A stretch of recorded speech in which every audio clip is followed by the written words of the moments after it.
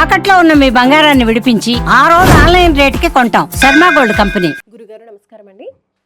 గురుగారు, మనం ముఖ్యంగా దేవాలయాలకి వెళ్తున్నప్పుడు, దేవ దర్శనం చేసుకుంటున్నప్పుడు అందరికీ వచ్చేటువంటి అనుమానం ఏంటంటే ప్రదక్షిణలు చాలా మంది చేస్తూ ఉంటారు. అయితే కొంతమంది అంటే ఆరోగ్యరీత్యా కావచ్చు 1, 3, 5 ఇలా ప్రదక్షిణలు చేస్తూ ఉంటారు. కానీ నిజానికి అంటే మన శాస్త్రంలో ఏ విధంగా ఉంది, ఎన్ని ప్రదక్షిణలు చేయాలి, కొన్ని ప్రత్యేకమైన ఆలయాల్లో చూస్తూ ఉంటాం.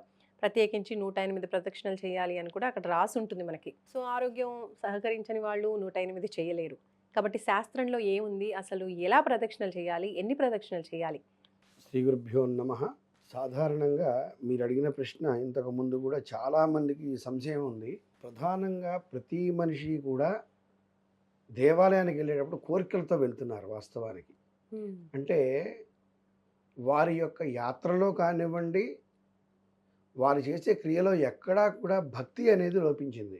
మనం ఒక దేవాలయ దర్శనానికి వెళ్ళడానికి యాత్ర ప్రారంభించినప్పుడు యాత్రలో కోరిక ఉంటే కోరికతో కూడినటువంటి యాత్ర వచ్చిపోతుంది. అది భక్తితో కూడింది అవట్ల. అంటే ఆ యాత్ర ఎలాంటిది అయి ఉండాలి? భక్తితో కలిసి ఉండాలి ఆ యాత్ర. అంటే ప్రధానం భక్తి ఇక్కడ. ఈ భక్తి యాత్ర కలిస్తే తీర్థయాత్ర అయిపోయింది దానికి. అలాగే చాలామంది పూజ చేయడానికి ముందు తినకుండా చేస్తున్నారు. ఎప్పుడెప్పుడు పూజ అయిపోతుందా భోజనం చేద్దామని చూస్తారు. అంటే ఆకలితో ఉంటున్నారు. ఈ ఆకలికి భక్తి గనక తోడైతే ఉపవాసం అయిపోతుంది. అది మనం వండుకున్నటువంటి పదార్థం ఏదైతే ఉందో దాన్ని పరమాత్మకి నివేదన చేసినప్పుడు, ఎప్పుడైతే పరమాత్మకి నివేదన చేయడానికి మనం పదార్థాన్ని వండామో, అంటే మన కోసం కాకుండా పరమాత్మ కోసం తయారు చేశామో, భక్తి ఎప్పుడైతే దానికి తోడైందో అది ప్రసాదం అయిపోయింది. అలాగే భగవంతునికి సమర్పించేటువంటి ఆపహ అంటే నీరు, ఈ నీటితో అర్ఘ్యపాద్యాదులు ఇస్తారు, స్నానం చేయిస్తారు స్వామికి.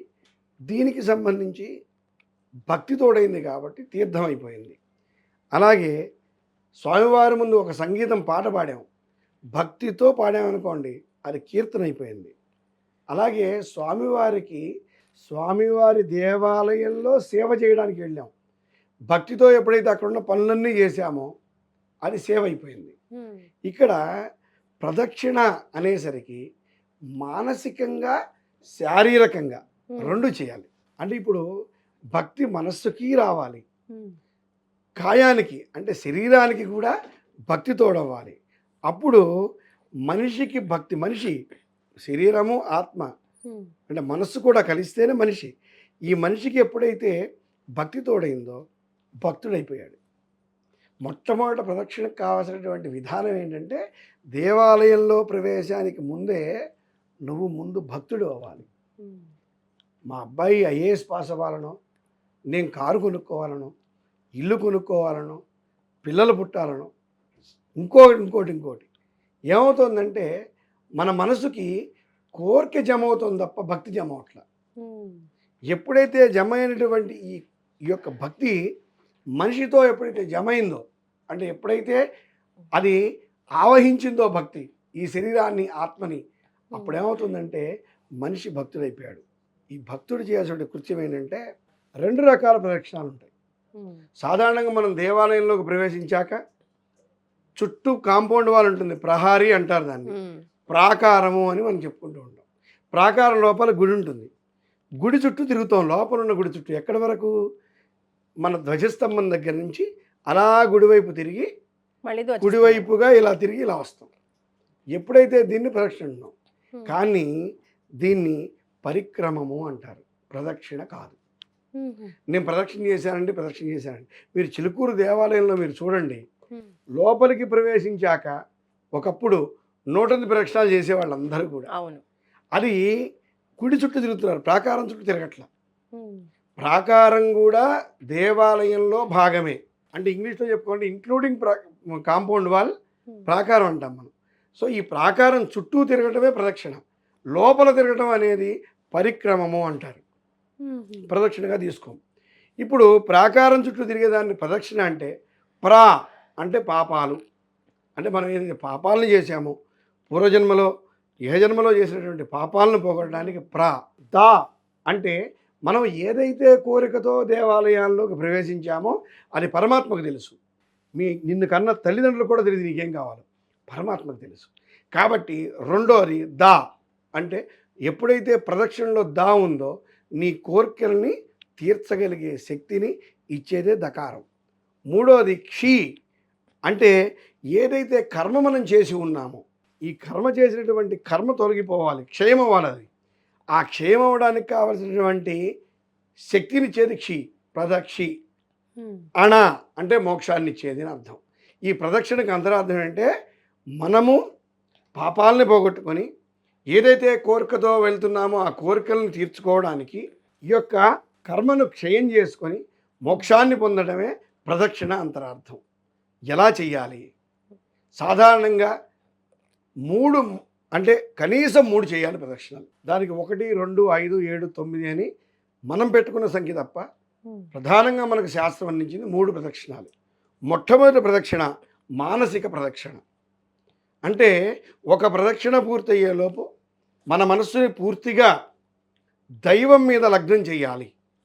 మనస్సుని ఆయనకు అర్పించేసేయాలి, పూర్తిగా అర్పించేయాలి. అంటే ఒక్కసారి మనం ఇలా ప్రదక్షిణ చేసి మళ్ళీ ధ్వజస్తంభం దగ్గరికి వచ్చేలోగా పూర్తిగా మన మనస్సు ఆయన ఆధీనంలోకి వెళ్ళిపోవాలి.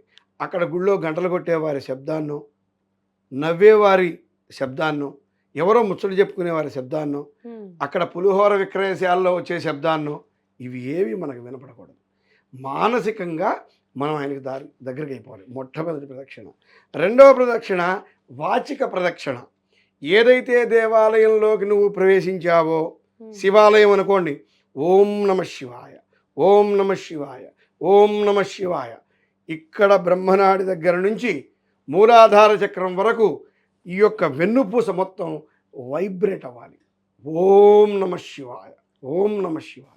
అదే విష్ణుమూర్తి ఆలయానికి వెళ్తే ఓం నమో నారాయణాయ, ఓం నమో నారాయణ. ఇప్పుడు మానసికంగా ముందు స్వామివారికి మనం అంకితం అయిపోయాం. 2 వాచికంగా, అంటే వాచకం అంటే వాక్, మాటతో ఓం నమ శివాయ, ఓం నమ శివాయ. ఇక పక్కన వాళ్ళు ఎంత ముచ్చట్లు చెప్పుకున్నా మనకు వినపడదు. ఇంకా మనం పూర్తిగా మనస్సుని శరీరాన్ని ఇప్పుడు ఇవ్వడానికి. మూడోది కాయిక అంటే శరీరం. ఎలాంటి శక్తిని ఇవ్వాలి అంటే స్వామివారి యొక్క విగ్రహం కింద ఉన్నటువంటి యంత్రం ఏదైతే ఉందో ఆ యంత్రం ద్వారా వచ్చేటువంటి తరంగాలు మనం ప్రదక్షిణ చేస్తున్నప్పుడు మన శరీరాన్ని తాకుతూ ఉంటాయి మనకు తెలియకుండానే. ఎక్కడో గంట కొట్టినప్పుడు టంగని మనకు వినపడుతోంది కదా, గాల్లో శబ్ద తరంగాలు వస్తున్నాయి కదా. అలాగే యంత్రం నుంచి వచ్చేటువంటి మంచి తరంగాలు, సుతరంగాలు అంటారు. అంటే వాటిని పాజిటివ్ వైబ్రేషన్స్ అని చెప్తారు ఇంగ్లీష్లో. ఈ మంచి తరంగాలు ఏవైతే ఉన్నాయో ఆ యంత్రం నుంచి వచ్చేటువంటి శక్తి ఏదైతే ఉందో, ఎక్కడి నుంచి వస్తున్న శక్తి? ఆ గుళ్ళో పనిచేసే బ్రహ్మగారు మంత్ర రూపంలో ఆ శక్తిని దానికి ఇస్తాడు. ఆధీనంలో దేవత ఉంటారట. దైవాధీనం జగత్సర్వం, మంత్రాధీనంతో దైవతం, తన్మంత్రం బ్రాహ్మణాధీనం, బ్రాహ్మణో మమ దేవత. అంటే ఈ మంత్రం ఆధీనంలో ఉన్నటువంటి బ్రాహ్మడు మంత్రాన్ని చదివి అక్కడ స్వామివారికి అర్చన చేసి తన్మంత్రం ఆధారంగా యంత్రానికి శక్తినిస్తున్నాడు.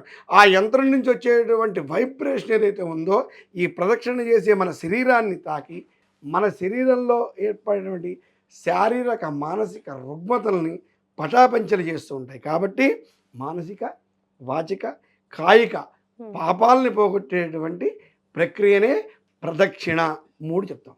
అయితే ఇక్కడ వైఖానస ఆగమం కానివ్వండి, శైవాగమం కానివ్వండి, ఆగమశాస్త్రం ఆధారంగా ప్రదక్షిణ చేయాలంటే ఎవరైతే ఏ దేవాలయంలో అయినా సరే, అది చిన్నది కానివ్వండి పెద్ద కానివ్వండి, వారి యొక్క ఆరోగ్య పరిస్థితి, మానసిక శారీరక పరిస్థితి కనుక వారికి అనుకూలించినట్లయితే, నేను చెప్పాను కదా 21 తిరిగి కళ్ళు తిరిగి కింద పడిపోయి పలానా టీవీలో బ్రహ్మగారు చెప్పారండి అందుకే చేసాం మేము కింద పడిపోయామని నన్ను నిందించకుండా మీ మానసిక శారీరక పరిస్థితి మీకు గనక సహకరిస్తే 21 ప్రదక్షిణాలు ఎవరైతే చేస్తారో అసలు వారి ఏ కోరికతో అయితే ఏ మార్గంలో వెళ్ళాలని వాళ్ళు నిశ్చయించుకుంటే తప్పనిసరిగా ఆ దేవాలయంలో ఉన్నటువంటి శక్తి ఆధారంగా ఈ 21 ప్రదక్షిణాలు చేసిన వాళ్ళు తప్పనిసరిగా వారి వారి కోరికలను తీర్చుకొని సుఖంగా, సంతోషంగా, ఆనందంగా, అష్టైశ్వర్యాలతో,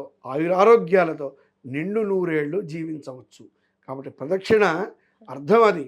మనం లోపల మనం పరిక్రమం చేస్తున్నాం. లోపల అంతరాలయానికి మాత్రమే చేస్తున్నాం. అది ప్రదక్షిణ కాదు, అది పరిక్రమం మాత్రమే. ప్రదక్షిణ చెయ్యండి, ప్రాకారానికి కూడా ప్రదక్షిణ చేయండి. తద్వారా వచ్చేటువంటి శక్తిని మీరు పొందవచ్చు.